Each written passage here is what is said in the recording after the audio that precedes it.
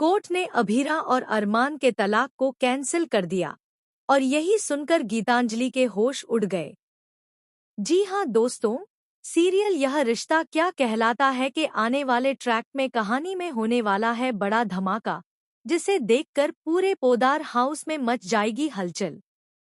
मसूरी के रिसोर्ट वाला बड़ा ड्रामा खत्म होने के बाद अब हीरा, अरमान, दादी सा और माहिरा सब मिलकर लौटते हैं वापस पोदार हाउस। घर लौटते ही सबको लगता है कि अब थोड़ी शांति होगी, लेकिन असली बम तो यहीं फूटने वाला है। जैसे ही सब घर पहुंचते हैं, गीतांजलि एक बार फिर अपनी चाल चलती है। वह अभीरा से कहती है, अब तुम्हें ही हमारे रिश्ते को आगे बढ़ाना होगा। अरमान और मेरे बीच तुम ही पुल बनोगी। इस पर अभीरा भी दिल पर पत्थर रखकर वादा करती है कि वह कोशिश करेगी।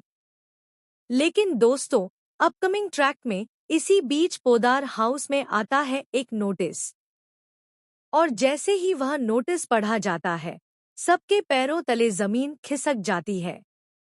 नोटिस हाथ में आते ही मनीषा सबसे पहले उसे खोलती है।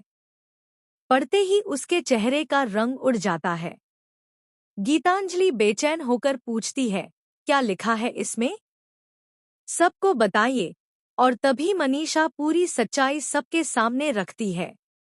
नोटिस में साफ साफ लिखा होता है कि अरमान और अभीरा का तलाक कैंसिल कर दिया गया है। यह सुनकर पूरा घर शॉक्ड रह जाता है। गीतांजलि गुस्से और सदमे में चीख पड़ती है। तभी अरमान और अभीरा सबको समझाते हैं कि उन्होंने तलाक के पेपर्स पर साइन करके कोर्ट में जमा तो किए थे, लेकिन कोर्ट ने उनके केस को खारिज कर दिया।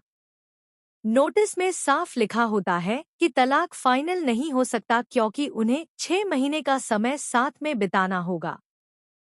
कोर्ट ने उनके तलाक को मान्यता देने से साफ इनकार कर दिया है। यहीं से आता है कहानी का सबसे बड़ा ट्विस्ट। मनीषा सबके सामने कह देती है, इसका मतलब यह हुआ कि अरमान और अभीरा आज भी पति पत्नी हैं। और अरमान, तुम्हारी और गीतांजलि की शादी इनवैलिड है। वो कोर्ट और कानून की नज़रों में कभी हुई ही नहीं। गीतांजलि का चेहरा यह सुनकर उतर जाता है। उसके होश उड़ जाते हैं।